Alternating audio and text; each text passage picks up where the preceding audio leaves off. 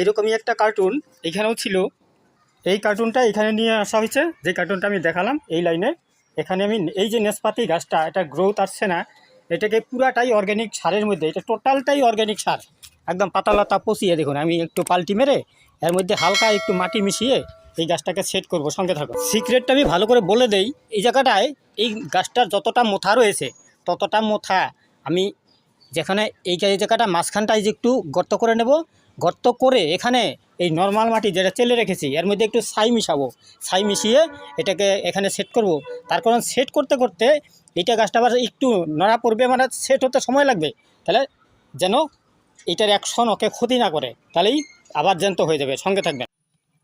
সুন্দর করে প্র্যাকটিক্যালি করে দেখাচ্ছি। দেখুন একটু ছাই আর নর্মাল মাটি একটু সঙ্গে পচন ফার্টিলাইজারও দিয়েছি এবং গর্ত করে একটু ছাই ছিটিয়ে দিয়ে এই গাছটাকে সুন্দর করে দু হাতে সেট করে দিলাম।